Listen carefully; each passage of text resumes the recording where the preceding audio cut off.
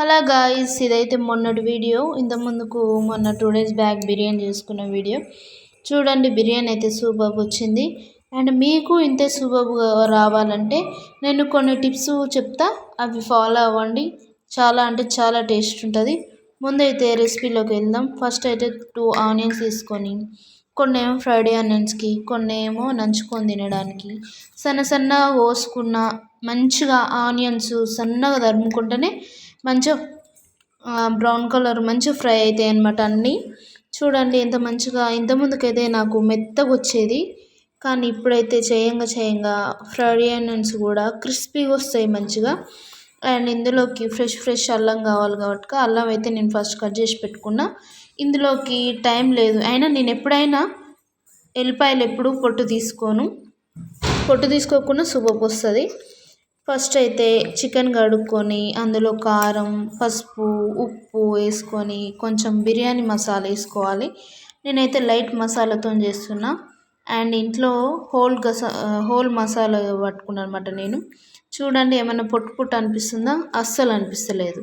మనం పొట్టు తీసుకున్న అట్లే ఉంటుంది, పొట్టు తీసుకోకపోయినా అట్లే ఉంటుంది కాబట్టి టైం సేవ్ అవుతుంది. అండ్ టేస్ట్ కూడా అంతే ఉంటుంది, డిఫరెన్స్ అయితే ఏముండదు. అండ్ కొత్తిమీర పుదీనా కూడా వేసుకొని మంచిగా. అండ్ గడ్డ పెరుగు ఫ్రెష్గా ఉంది ఇది. మేమైతే బర్రెలు వాళ్ళ దగ్గరనే కొనుక్కొస్తాం అనమాట. చూడండి ఎంత గడ్డగా ఉందో.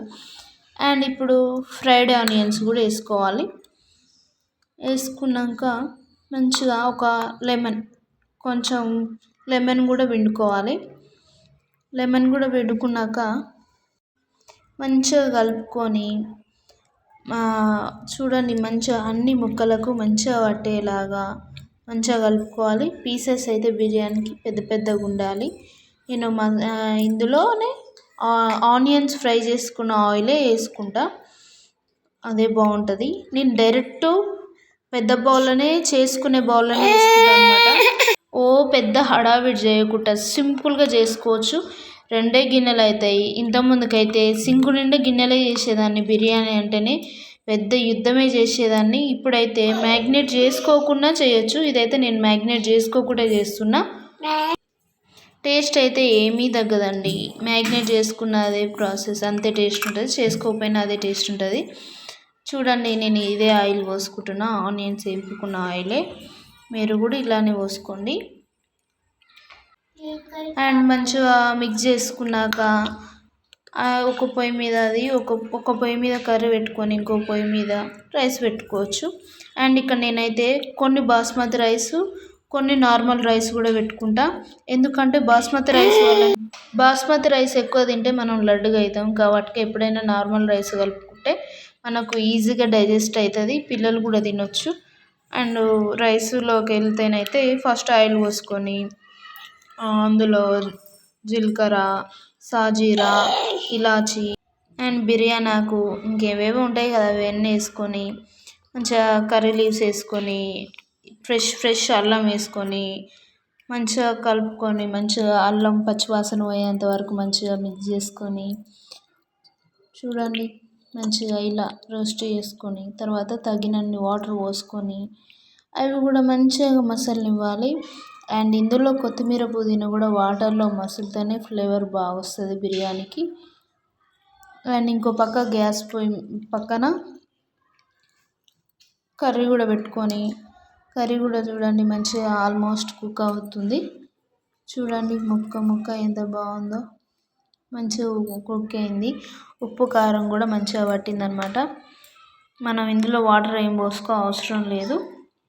అయితే నేను ఇదే కర్రీలో మొత్తం రైస్ ఒకేసారి పోసుకోకుండా ఇందులో కొంచెం గ్రేవీ నేను పక్కకైతే తీసుకుంటా ఎప్పుడైనా. ఎందుకంటే పిల్లలు కూడా తినాలి కదా, మనకైతే స్పైసీ ఉంటే తింటాం, వాళ్ళకేమో లైట్ స్పైసీ కావాలి కాబట్టి ఎప్పుడైనా కొంచెం పక్కకు తీసి పెట్టుకోండి.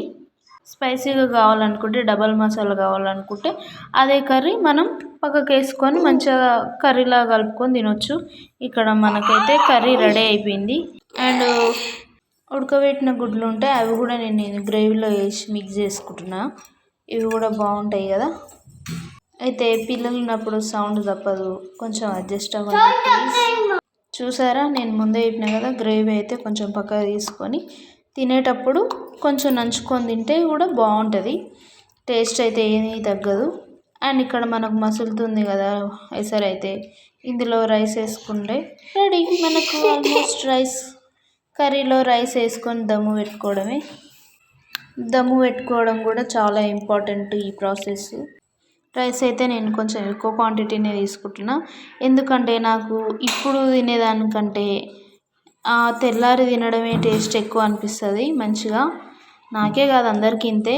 అండ్ రైస్ వేసుకున్నాక కొత్తిమీర పుదీనా వేసుకొని ఫ్రైడ్ ఆనియన్స్ వేసుకొని మంచిగా ఫ్రైడ్ ఆనియన్స్ వేసుకొని అందులో